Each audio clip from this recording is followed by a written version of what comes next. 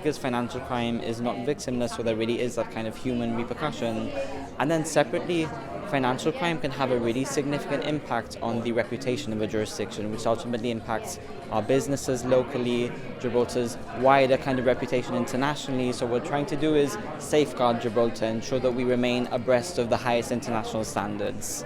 And that's really what we're trying to focus by way of this event. It is the government's policy and strategy to minimize our exposure to financial crime.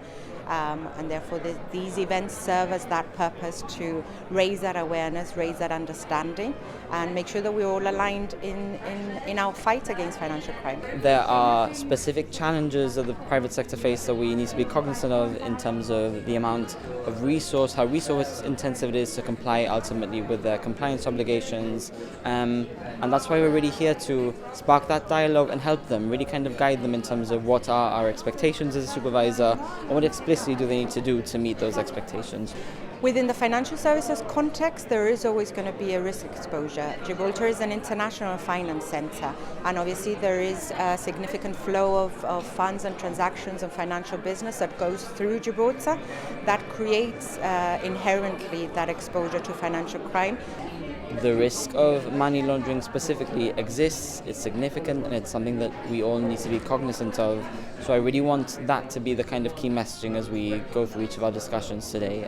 That's the intention, to again align ourselves in terms of our joint understanding of risk and make sure that we mitigate it ultimately. We all need to work together. It's not one single party.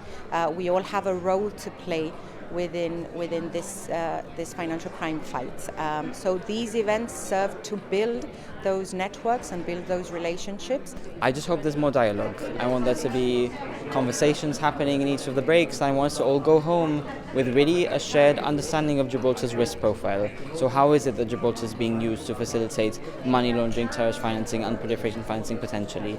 And I think if we're all on the same page and we all share the same understanding of risk, we're each targeting our resources specifically to mitigate that risk, and Gibraltar is ultimately protected from those illicit actors. Next year, there's a significant focus in preparing for the Moneyval evaluation. As you mentioned, everyone talks about FATF and Moneyval. We're all aware of the previous assessment, and we're starting the cycle at the end of next year.